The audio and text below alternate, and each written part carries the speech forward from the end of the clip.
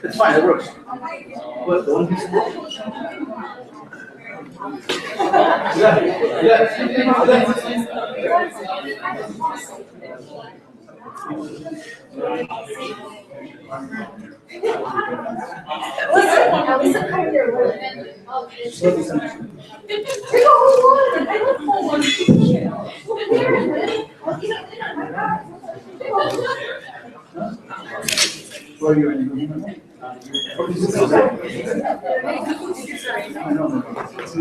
That's not easy, bro. Salam alaikum. Remember the mic a little lower, please. Salam alaikum. If we can get all the boys, the young men, to the front. The sisters are already in place. Subhanallah. May Allah reward them all. May Allah make you a really pious and acceptable lives and accept it for me too. Come on. We can push it a little bit. Mufti Kamani, not that scary that you're going to be far away from him. And it's, so let's push in. Come on, that's exactly where this camera is. That's where your knees should start lining up in a row. The closer you are to the speaker, the more you, inshallah, you will digest and accept.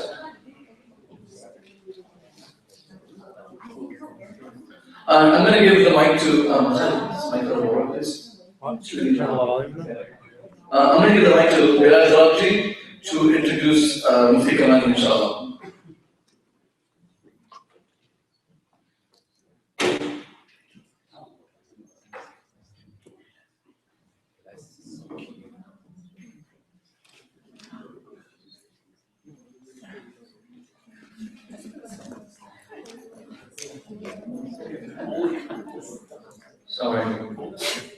Mufti Hussain Kamani was born and raised in Elizabethtown, Kentucky. His journey to pursue sacred Islamic knowledge began at age 6. By the age of 9, he was able to complete memorization of the Holy Quran. To further advance his study of Islamic sciences, he later traveled to the United Kingdom and pursued formal Islamic authorizations. For 7 years, Mufti Kamani studied a rigorous curriculum covering the Arabic language and literature, Islamic jurisprudence, tafsir of the Holy Quran, hadith, Islamic philosophy, and aqidah.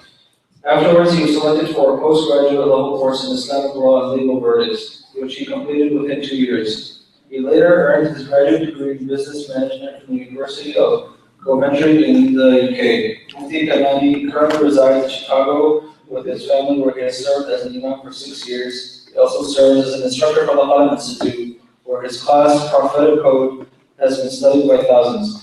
By the grace of Allah, he is the co-founder of KamaniOnline.com, the internationally recognized clothing brand for men's designer wear. During his pastime, he also enjoys jiu-jitsu.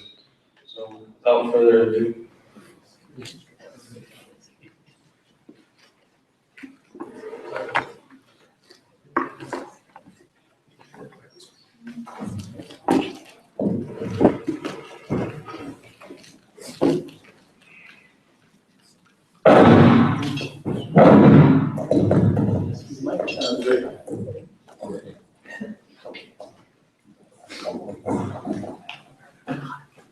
بسم الله الرحمن الرحيم الحمد لله وكفى وسلام على عباده الذين اصطفى خصوصا على سيد الرسل وخاتم الانبياء وعلى اله الازكياء واصحابه الاتقياء اما بعد. Alhamdulillah, we thank Allah subhanahu wa ta'ala for allowing us to gather in these very important moments. The period between Asr Salah and Maghrib Salah is a period in which Allah subhanahu wa ta'ala accepts prayers. And this is a time in which Allah subhanahu wa ta'ala in the Quran itself, He encourages us to engage in His remembrance. There's a virtue of engaging in the remembrance of Allah between the Asr and Maghrib period. For those of you who ever had the opportunity to visit a Muslim country, you'll notice that between this gap, between this Asr and Maghrib gap, the masajid start getting full and everyone is sitting there making dua. Have you guys noticed that?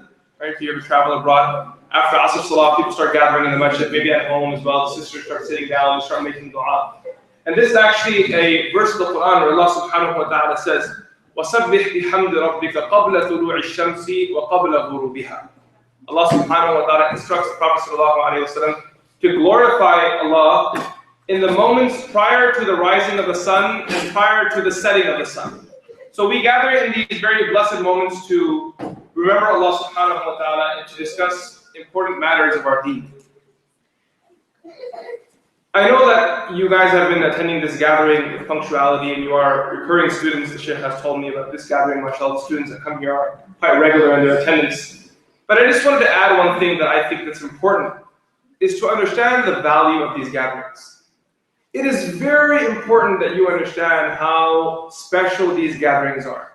There's a very famous narration of the Prophet ﷺ that the Prophet ﷺ says that Allah subhanahu wa ta'ala sends a group of angels and their job is to travel to the earth and seek out these gatherings. And when they find these gatherings, they settle down around these gatherings and they pile up here until the gathering reaches Allah subhanahu wa ta'ala. And Allah subhanahu wa ta'ala asks the angels, what are you doing here? So they say that we've gathered around a group of people who are engaged in your remembrance. Now, one thing the scholars say when they discuss this hadith, they say that Allah subhanahu wa ta'ala questions them what we're doing even though He already knows. Does Allah need to ask the angels what we're doing in this gathering? Obviously not. Yet Allah subhanahu wa ta'ala still questions the angels. What are they doing there?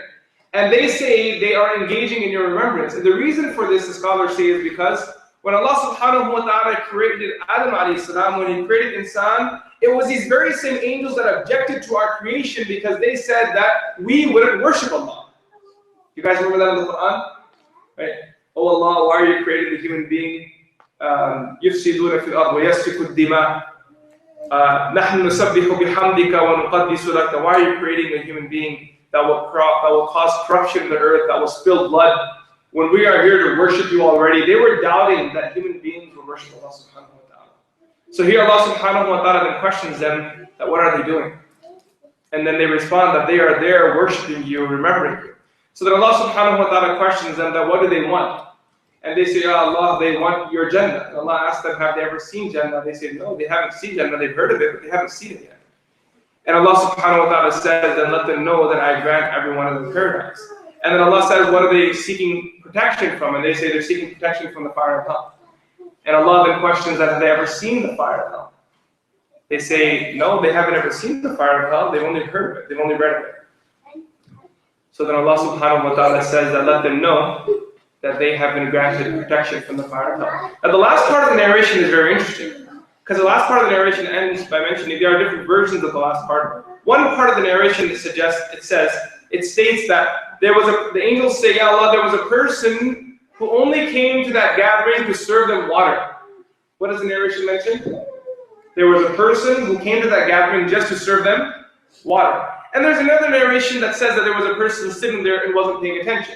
So there was a person that was passively a part of that gathering, and one narration says that person really wasn't even a part of the gathering, rather just providing a service for the attendees of that gathering. And then Allah subhanahu wa ta'ala says, هُمُ الْقَوْمُ لَا يُشْقَى جَلِيسُهُمْ. That is a group that I love so dearly that even if you end up sitting there by accident without the right intention, you will be forgiven by Allah subhanahu wa ta'ala. So these gatherings are very special. And today you may not realize how lucky you are to be a part of this gathering and to be in this environment, but there is a day that, trust me, it'll really pay off.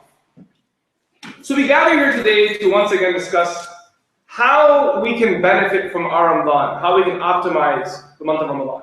And the Sheikh also mentioned to me that he's been working on you guys with this topic for a few weeks now, discussing different aspects of it. I wanted to address this issue by taking a fundamental approach. I wanted to walk us back to one of the fundamental narrations of Islam. So you know when scholars talk about the fundamentals of Islam, every student has studied this narration who's attended Sunday school. For anyone who's studied any aspect of Islam, even non-Muslims, when they hear about Islam, this is a narration they learn about. And that narration is where the Prophet ﷺ says, Bunya al-Islamu ala khams. Islam is built on 5 pillars. Now, these 5 pillars the Prophet ﷺ talks about, it's very important for us to understand that these 5 pillars are very, very important.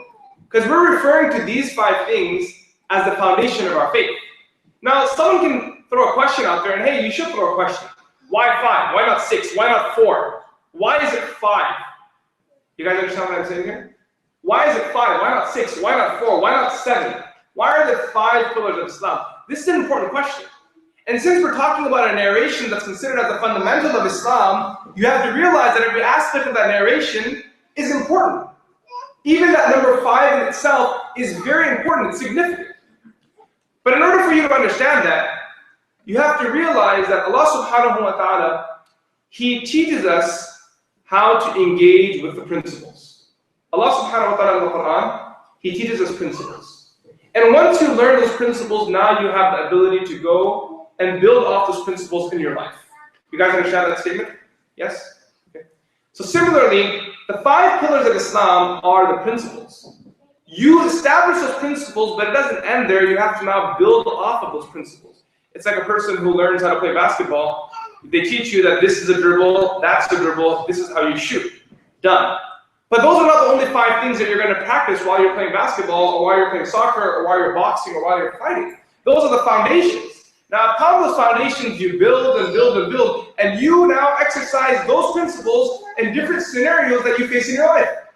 So similarly, when you come down to the 5 pillars of Islam, first of all, just so that we're all on the same page, the 5 pillars of Islam, the first is testification, the second is salah, then after that, zakah, third is saum, and the last is hajj. Okay? The first 3, shahada, salah, and zakah, are in that order.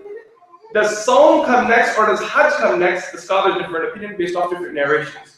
And the reason why salah and zakat are together is because in the Quran, Allah always brings them together. وَأَقِيمُوا الصَّلَاةَ وَآتُوا الزَّكَاةَ. أَقِيمُوا الصَّلَاةَ وَآتُوا الزَّكَاةَ. Those are mentioned like that in the Quran. That's why even in the hadith you'll find there is a mention of shahada. Then right after that there is salah, zakat, and then the last 2 come in different sequence. Now we come back to these 5. These are the 5 pillars of Islam. Now I want you to keep that thought in your mind and stop right there because I'm going to take you over to another very important idea you must understand. If you evaluate all the different forms of ibadah that exist in the deen, every single form of worship that you can think of, any hadith that encourages you to do an act of worship, think of it, it must fall into one of 3 categories. Either it's considered as ibadah al-badaniyah, ibadah al-qawliyah, or it's considered as ibadah maliyah. There are 3 categories. Either it's an ibadah that involves some physical activity, either it involves a statement, or either it involves a financial contribution. Every form of ibadah in the deen will fall into this framework. You guys understand that? Either it's physical, either it involves a, what's the second one? A statement, and what's number 3? It's a financial contribution. 3 things. Now when you come back to the 5 pillars of Islam, what you learn is that the first one, shahada, what does that involve? Shahada involves which one? Your statement, okay? Salah, what does that involve? Kind of both, right? But mainly it's physical activity, but also has statements involved. We're going to knock that down as a physical activity. Then you have the third, which is zakat, and that involves what? A financial contribution. You come to number 4, that's fasting, and what does fasting involve? Fasting, physical there again, and hajj, that's a contribution of, it's a combination of all of them. So I want you to keep these 5 in mind. So you have shahada, which is your verbal ibadah. Then you have saum and salat, which are both physical, zakat, which is financial, and hajj, which is a combination of all. I want you to keep that in your mind, okay? That's why hajj is kind of like it's like the height of your life. It's because where you bring all of what you've been trained in your life, the 3 things I said, the verbal, the physical, and the financial, you bring them all together, and that's called hajj. It's everything put together. It's a full form of commitment to Allah subhanahu wa ta'ala. Now when you look at this, you realize that you have shahada, which is verbal, you have zakat, which is financial, those are 1 and 1. But why is it that when we talk about physical, there's 2? Sawm and Salah. You guys understand my question? For each of the two, there's one. But when it comes to Salah, there's two. Why are there two in the category of physical ibadah? Why not one there? Anyone? Yes, no? Any thoughts? You guys can understand my question? Seems like I'm talking to people who are really tired. You guys understand my question? Let me pose a question again to hopefully you'll understand. I said to you there are 5 pillars of Islam. Shahada involves a verbal statement. Zakah involves a financial. Sawm and Salah are physical. There's 2 there. You guys notice that? How many are there here?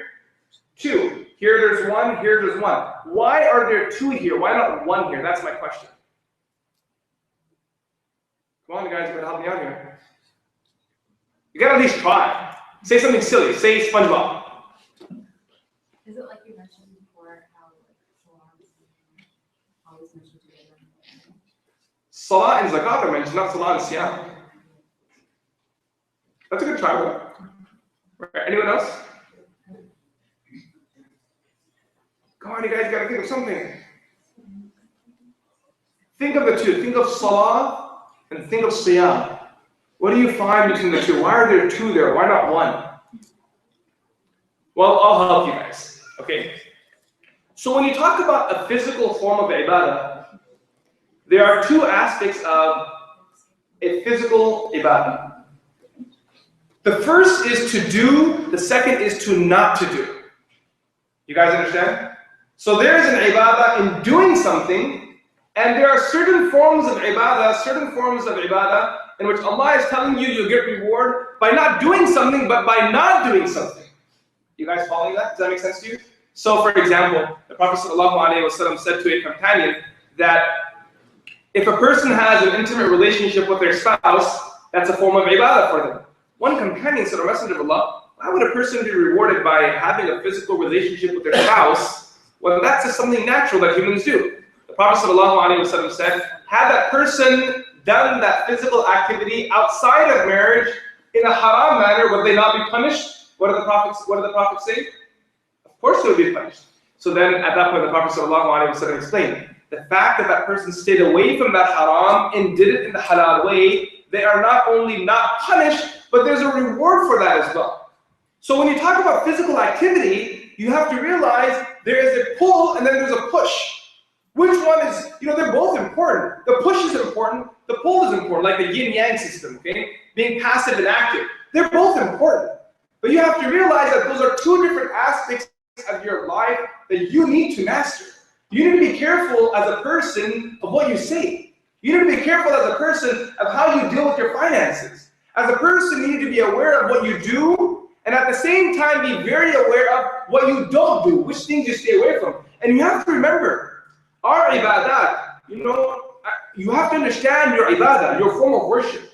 Any ibadah you do has a worldly benefit, and it also has a benefit that's linked to the hereafter. Okay? So when you're worshiping Allah in this world, any form of ibadah you engage in this world, one of the questions you need to ask yourself, that you need to reflect on, is that how does this ibadah help me in the world? When I'm saying how does this ibadah help you in the world, you'll notice that there will always be something there. There will always be some sort of a guidance from Allah subhanahu wa ta'ala to make you a better person, to make your society better, to help you as a family. There will always be something there. Now, whether you understand what that benefit is or not, that added benefit for the world, that's another issue. Okay? So let's say, for example, there is a hadith of the Prophet ﷺ that tells us to do something. The Prophet ﷺ, when he did wudu, he would wash his hands, and then he would put water in his mouth, and then he would rinse his nose out.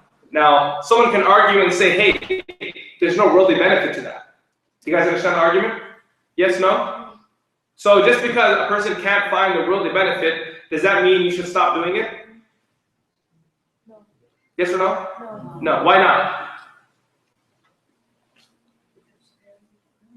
What was that, sorry? So there's khair that you don't know. There's khair that you don't know. Very good. Anyone else? Well, our end game isn't. Okay. The end game is I'm not doing it for my worldly benefit, even though it has a worldly benefit. My end game is that I'm doing it for the sake of Allah subhanahu wa ta'ala. But you know what?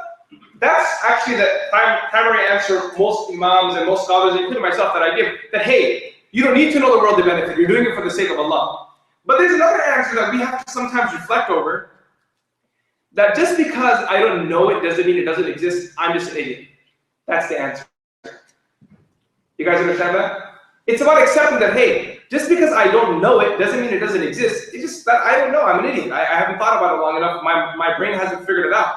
So someone who says that there's no benefit in washing your hands and rinsing your mouth and rinsing your nose at the beginning of wudu is a fool, because there is benefit. Actually, there's a lot of benefit in doing that. There's clear worldly benefit in following that exact sequence when you start off your wudu. Why is that? The reason is because in order for your wudu to count, you have to make sure the water you're using is suitable. And water has three characteristics: color, taste, and smell. Those are three properties of water that any person can tell you. Water has three properties. It has color, it has taste, and it has smell. And when you're washing your hands, you're verifying the color of the water. When you're putting it in your mouth, you're verifying the taste of the water. When you're putting it in your nose, you're verifying the smell of the water. Therefore, now concluding that this water is usable, so I'm going to engage in the rest of my ibadah. I'm going to engage in everything else I'm going to do, following on with the wudu. So now bring that logic over back to the first point that I was mentioning, that when Allah subhanahu wa ta'ala is telling you to do something, and something so significant that we call the pillars of Islam, you have to realize that this is a pillar to your life. What would a person be? What would be the value of a person if they couldn't control their tongue? If you didn't know how to say good things? If you weren't aware of what you were saying, what would the value of that person be? There would be no value. That's the truth. The more careful you are in your words, the more thoughtful you are behind your words, that's what brings the value of a person up. How thoughtful that person is. There could be a person that will come to you and say something to you, and their words will be so profound, so thoughtful, that it can change your life. And there could be another person who you spend your entire life with, and they're babbling away, and they don't increase you in any value, rather than decrease you. They take all the value out of you, they squeeze it out of you, right? They say that, sitting with idiots will make you an idiot. Sitting with smart people will make you a smart person. So words have that value. So Allah subhanahu wa ta'ala is telling us that your shahada is teaching you to make the right statement. Learn to say those things that are right. Learn to say things that are appropriate. Then when it comes to financial contribution, Allah is teaching us that give your zakah for the sake of Allah. He's teaching us that spend in causes that are important, spend in causes that are good. Control your finances. Again, it's like the principle that I was talking about. And then based off that principle, you can now take that to any scenario of your life and build upon that. Now, coming back to the point that I mentioned regarding the salah and som, I want to talk about that because that's what we're here, that's what my focus behind my classes. The salah and the som. The salah is teaching us to do, and som is teaching us to not to do. And this is a very important discussion amongst the scholars, that what is more important, to do or to not to do? Which one is more important? Is it more important to engage or disengage? You guys understand my question? Yes, no? Okay, let me put a scenario out there for you. Let's say, for example, you have a friend, and that friend of yours is, up to some bad stuff, getting high, drinking and doing things that are not halal. When I say high, obviously not the liquor. When I say drinking, obviously not zamzam. Just doing haram things out there. Now, this person is doing a lot of bad stuff. Now, is it your primary responsibility to stay away from that person, to not to do? Or is it your primary responsibility to guide that person to do? You guys understand my question? Is it your responsibility to engage or disengage? Which one's more important? Anyone? Repeat the question? Okay. So I said to you that there are two forms of ibadah in the category of actions out of the 5 pillars of Islam. One of them was salah, which was to teach us to engage. And the second one was som, which is to teach us to not engage. Out of these two, which one is more important, to engage or to not engage? Engage? Anyone here from the guy's side? Guys? Engage? They all want to get engaged. They all want to get engaged? MashaAllah.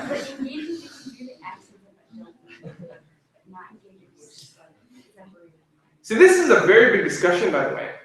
Amongst the scholars, this is a very big discussion. And this discussion actually says a lot about your personality. Depending on what answer you give, and by the way, both answers are correct. I just want to get that out there. Both answers are correct. So there's 2 different opinions among the scholars. But the answer says a lot about your personality. It speaks a lot about it. Imam al-Ghazali, rahmatullahi alayhi, his opinion, by the way, is that to not engage, to refrain, is much more important than to engage. And that also seems to be the opinion of majority of the jurists. You know, scholars of Islamic law, their opinion is to disengage. They say, دَفْعُ الْمَضَرَّ أَوْلَى مِنْ جَلْبِ الْمَنْفَعَةِ. They say for a person to disengage is actually more important than for that person to engage. That's the opinion. However, there are certain scholars, and especially those scholars who say the importance of engaging, they're obviously the activist groups who say that, you know what, whether you're involved or not, just go and engage and you'll find your way out. And Imam Ghazali, rahmatullahi alayhi, he gives a very beautiful proof. He says that the principle of disengaging being more important than engaging is in the shahada itself. La ilaha illallah. What is la ilaha teaching us? To disengage. That's what it's teaching you. I'm not going to engage in haram, that's what I'm stepping away from. So if a person has to choose between drinking haram or giving $10 sadaqah, should I stay away from drinking alcohol or should I go give $10 sadaqah? What Imam Ghazali is saying, by the way, both answers are going to be this. Someone's going to say, hey, go give $10 sadaqah. Another person is going to say, no, forget the $10 sadaqah right now, stay away from drinking alcohol. So Imam Ghazali is saying that it seems that this opinion is more strong based off just the shahada itself. La ilaha, I'm going to stay away. So what that teaches you, because when you're learning to disengage, what you're actually doing is that you're cleaning from within before you pour good inside it. And the analogy they give is that how can you pour clean milk inside a bowl that's dirty itself? If the bowl is dirty, if you haven't disengaged, you haven't removed the dirt from within it, then how can a person then pour white milk inside there and expect that milk to remain white, pure, and clean? That's not going to happen. These are all very important principles, by the way. The reason why these principles are important is because when you're walking into the month of Ramadan, it's important that you have the correct philosophy in your mind. What do you want from Ramadan? This is a very important question. What does Ramadan mean to you? What does fasting mean to you? What do these special moments actually even mean to you? This is a very important question. Because every one of us is going to walk into this month. But believe it or not, at the end of the month, if we were to line up, and if it was humanly possible for us to gauge who is where and how much we've achieved in this month, there are some of you who will achieve so much out of this month, and then there are those of you, and I refer to myself first and foremost, who won't achieve anything from the month. We won't benefit from it. And one of the things that determines how much you'll benefit from the month is to understand, first of all, what the month has to offer you. That's the question.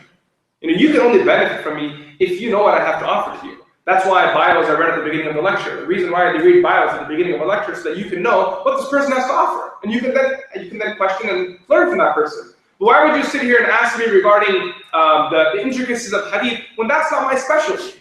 The intricacies of hadith, asma'ul rijal, that's not my specialty. I can't help you with that, unfortunately. You can ask me about Islamic law, you can ask me about history, I'll be able to engage there. It's important to understand what's being offered.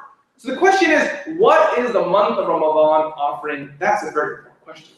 Now I want you to bear that in your mind, because I'm going to come back to that. I'm going to stop right there, and we're going to come back. I want to take you to another hadith of the Prophet ﷺ. The hadith is, actually, before we discuss that hadith, I want to discuss a verse. Let's discuss one verse of the Quran, then we'll go to that hadith. In Surah Al-Dhariyat, Allah subhanahu wa ta'ala says, وَمَا خَلَقْتُ الْجِنَّ وَالْإِنسَ إِلَّا لِيَعْبُدُونَ. That we did not create the insan, the human being, and the jinn, the unseen creation, إِلَّا لِيَعْبُدُونَ, but so that they may worship. You guys understand that the ayah? Very clear, commonly quoted. That you were not created but to worship Allah. What do you deduce from that ayah? What's the deduction?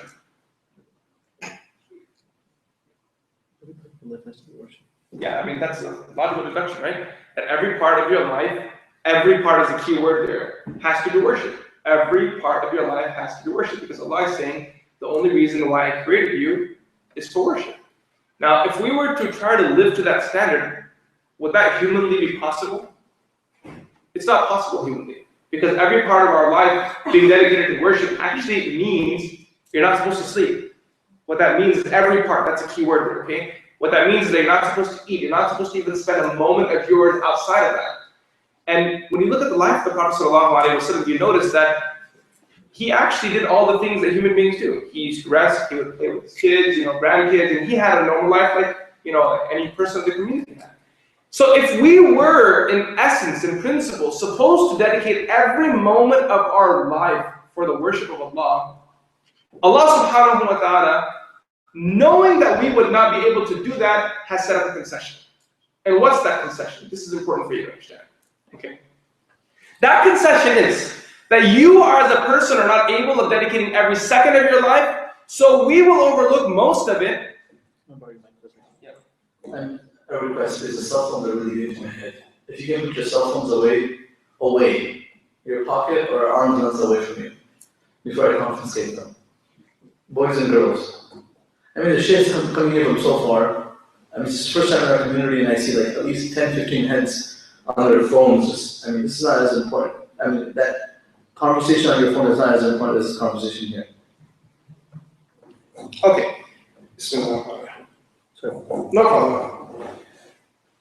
Yeah, so we were saying, Allah subhanahu wa ta'ala created us to dedicate every moment of our life to His worship.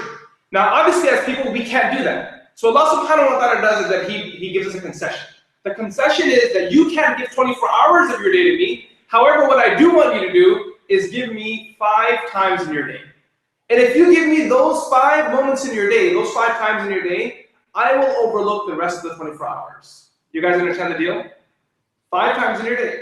Each one, how long does a salah take? 5 to 10 minutes? You know, you're very mashallah person, 15 minutes? You know, not more than that. So 5 to 15 minutes. You give me those 5 minutes a day, those 10 minutes a day, and 10 minutes times, you know, 5 prayers, just set it an hour. You know, it's extra time. 1 hour a day you give me, in the other 24 hours, whatever happens, I'm willing to overlook it. Whatever happens, meaning that your forgetfulness of my remembrance, you not engaging in my ibadah, I'll overlook it all as long as you get these 5 moments. And what are those 5 moments that I'm talking about? The 5 salah. And this is established in the hadith. The Prophet ﷺ says that when a person prays 2 salahs, once you pray salah A, when you pray salah B, whatever happened between those 2, Allah will overlook it all. You guys understand that? If you pray Fajr salah, and then you pray Dhuhr salah, whatever happened between Fajr and Dhuhr, Allah subhanahu wa ta'ala will overlook it all. Allah is willing to overlook your mistakes, your forgetfulness, your ghafla. That's the deal on the table. At the end of the day, if you pray all 5 of your salahs, a person can have hope in Allah that inshallah, it's as if Allah will accept this day of mine fully dedicated for ibadah. That's the week. Then now, just as these 5 prayers are considered as the highlights of the day, then comes the highlight of the week. The highlight of the week, what do we call it? Anyone know? Jummah. Very good. The Prophet ﷺ says that when a person attends Jummah, fulfills all the etiquettes of Jummah, and wholeheartedly sits in Jummah, at the end of it, once that person fulfills these etiquettes of Jummah, Allah subhanahu wa ta'ala says, I'm willing to overlook everything that happened between that Jummah and the Jummah before it. Okay, so that's your highlight of the week. The highlight of the day, highlight of the week. Then comes the highlight of the year. The highlight of the year is Allah subhanahu wa ta'ala is saying that if you take care of this moment, then what we're willing to do now is that we will overlook the full year. If you just take care of this part of the year. There's one part of the year, you just overlook that, and everything else that happened in that year, it's overlooked. And what is that part of the year I'm referring to? Ramadan. The Prophet says, whatever happens between one Ramadan and the other, Allah subhanahu wa ta'ala is willing to overlook all of that. So we have the day, we have the week, we have the year. And the last part of this is, there is a night in the day. There is one night and one day. If you somehow meet that one day and fulfill the etiquettes of that day, and if you somehow meet that one night and you fulfill the etiquettes of that night, Allah subhanahu wa ta'ala is willing to overlook your entire life. Your whole life. Done. What is that day? Anyone know? Yawm Arafah. Yes. You meet that one day and you fulfill the right of that day, Allah is saying, I'm with. And by the way, when I say day, anyone know how long the actual period of Arafah is? No, it's more than 2 hours. Oh, you mean the day of Arafah? Yeah, the period of staying in Arafah. Well, it's between noon, zawal, and ghurub. So zawal and ghurub, in Saudi Arabia, that usually works out to be between 6 to 7 hours. I've never had an Arafah more than 7 hours. It's usually around 6 hours, 20 minutes, 6 hours, 30 minutes. That's where it is. Alhamdulillah, I've been so far, right? Quite a few times. So 6.5 hours. If you lock those 6.5 hours in, Allah subhanahu wa ta'ala is saying, I'm willing to overlook your entire life. And then the one night, anyone know which night that is? إِنَّا أَنزَلْنَاهُ في ليلة القدر. وما أدراك ما ليلة القدر. ليلة القدر خير من ألف شهر. It's better than, it's greater than, more virtuous than 1,000 months. This is one night. And you know the night, how long is that night between Isha and Fajr? Your average is same thing, 7 hours roughly between Isha and Fajr time, 7 to 8 hours, that's what it is. And in the winter, and in the summer in America, it's much less than that. So you actually have an opportunity. And these opportunities come and they go. And when they come, before they come, every person thinks that they're easily available. I can go and I can make the most out of them. But you know when those opportunities pass you by and you haven't made anything out of them? And then when you lose that opportunity to benefit from that opportunity, right? That's when you sit down and you're remorse over it. I remember once I was with my teacher, Sheikh Bilal, may Allah prolong his life. And I had studied with him at that point for 5 years. For 5 years, I sat with him day and night. He was one of my closest teachers. And when I was graduating, when I was leaving the madrasa, I went to visit him at his mosque. That's where he was in a mosque not so far from the madrasa, so I went to visit him there. And when I went to visit him there, I was sitting on the couch, and he gave a lecture. And in the lecture, he said that the graduating students are now leaving and going back to their home cities, and after this, they may or may not return again. And then he said to the students that there are very few people in the world who know how to maximize good when they have it. Everyone else talks about it, that, hey, you know, I had this opportunity, I had that opportunity. It's all talk. But at the end of it, they don't have anything in their bag. And the example of this is like someone who enters into a treasure vault and sits there and looks around at all the treasures and marvels and, oh my God, that's so beautiful, that's so beautiful. And they have an hour to gather whatever they can, but at the end of the hour, they've only been looking around. They've never had the opportunity to actually even pick something up. And when they leave that room, imagine how salty that person would feel that I was sitting in treasure. I had that opportunity, but I didn't make anything out of it. So my teacher then said that the fools are those who remorse over an opportunity when they had it and they didn't take anything from it. And the smart people are those who, when they have an opportunity, they jump on it. They go to town on that opportunity. They really squeeze every bit out of it. And he gave a very beautiful example. He said the example of this is like that of a young person who doesn't understand the value of their parent. But when their parent leaves them, when the parent passes away, you know all those moments in your life where you actually had that easy opportunity to earn Jannah, when that's gone, that's when you sit around and look around saying, oh my God, Jannah is going to be so hard now. Earning paradise through ibadah, by the way, is tough. It's not easy. Earning paradise through, through the different avenues, it's not easy, it's difficult. However, when it comes to earning paradise through your parents, it's not difficult at all. It's actually very easy. You know why? It's because the one who you're serving is going to give you du'as whether you even earned them or not. And in order to get a dua from your mother, you know what? You just have to try to not to get that dua. You guys understand? You have to try to not tick her off and she'll give you dua anyway. The fact that you sit in front of her and not upset her, she's going to give you her duas. But the only way you won't get your mother's duas is if you really annoy her, you frustrate her, you do bad to her. There was one father he came to my office once. He said to me, Sheikh, he was in a lot of tears. He said, I need your help. So he came to my office, he was crying, he was sitting there crying. He cried so much, I said, Uncle, what happened? And he pointed at his son, he said, ask him. So I turned to his son, I asked him, what did you do to your dad? He's crying so much. And he didn't say anything. He had a red face, I could tell they had an argument, but he didn't say anything. So I asked the dad, I said, what happened? He said, today my son and I got into an argument, and he threw me on the ground.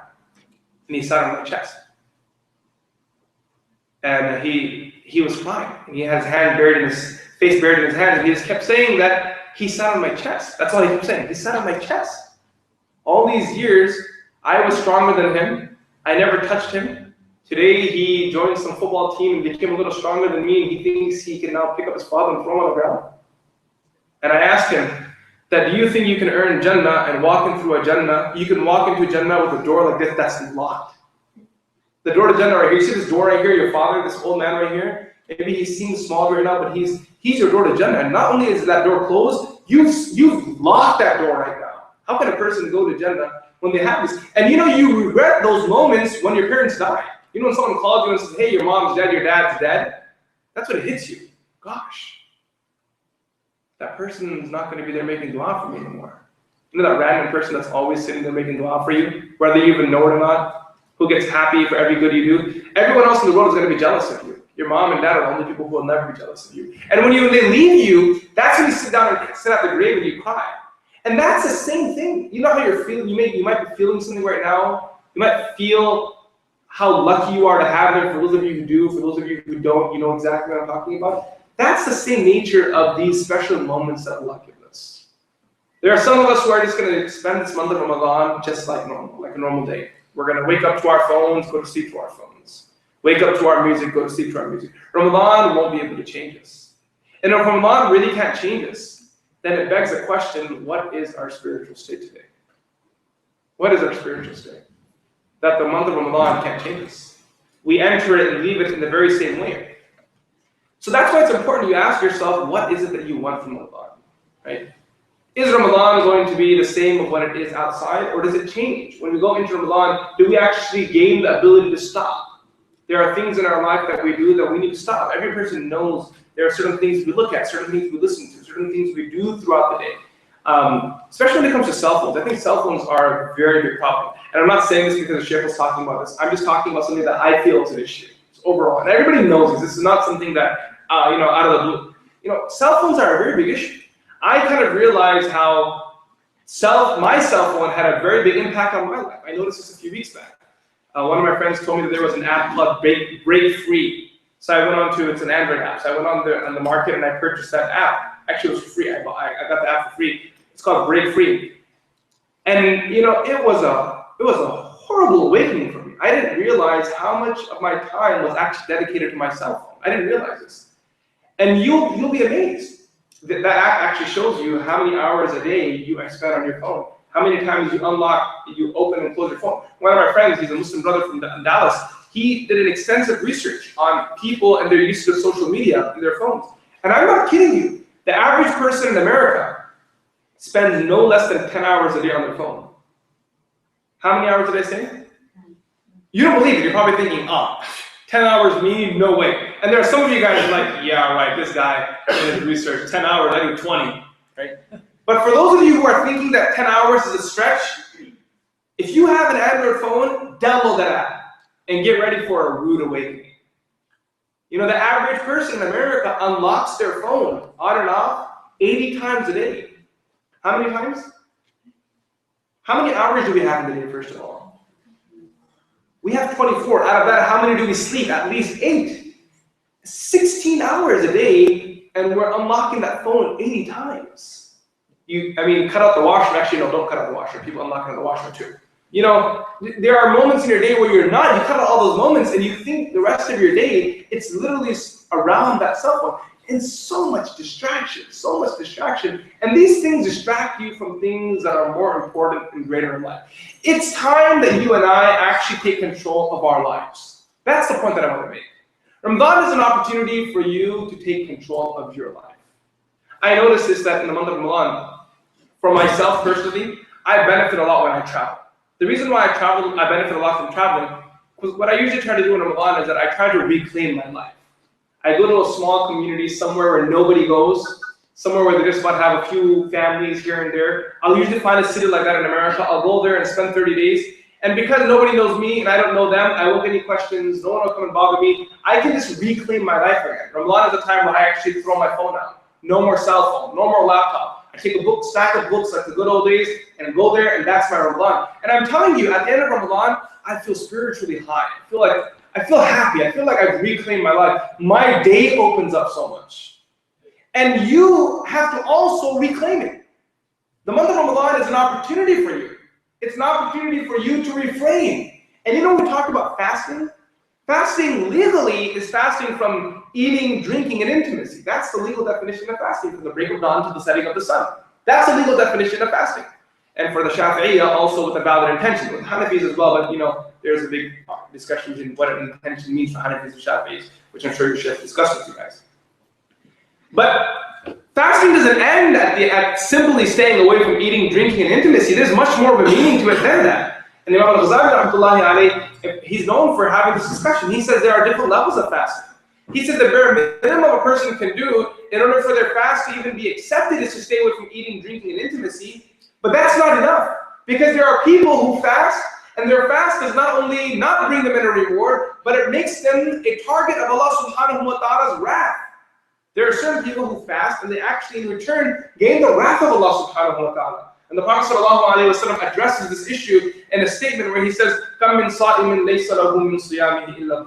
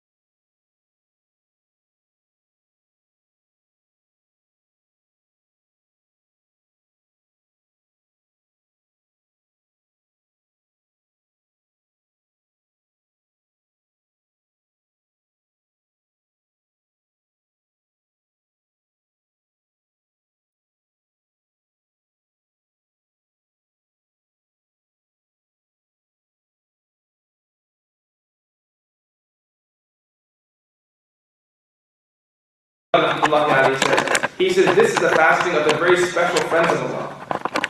And this is that fast in which a person dedicates their full attention from the break of dawn to the setting of the sun just to the remembrance of Allah subhanahu wa ta'ala. You know why he called this the highest level of fasting? Because this is what our life should have actually looked like. Remember I said earlier on that Allah created us just for His worship? That's what our whole life should have looked like. From morning till evening, every day, we just engage ourselves with the thought of Allah. And if a person can't do that, then at least in Ramadan. And if not in Ramadan, then at least a day of Ramadan, where you dedicate a full day, that this day is going to be all about just remembrance of Allah. I'm not going to interact with anyone in this day. When I was young, I remember my father used to have a form of this. He used to say that if you can't dedicate your full day to fasting, then at least between Asr and Maghrib. At least between Asr and Maghrib is when you sit down and say, this part of my day is for no one but myself. It's about me and Allah. And that's what I started off this whole lecture, by the way. That's where I started off. I said we're very lucky to be spending these moments in the remembrance of Allah subhanahu wa ta'ala. You need to set aside a time every day that's for you. It's for your akhirah. But this is something that, my teacher used to say something very beautiful. He used to say, don't let a day pass by in which you do something for your akhirah that is not known by anyone other than Allah subhanahu wa ta'ala. You guys understand that? Don't let a day pass by. Every day, do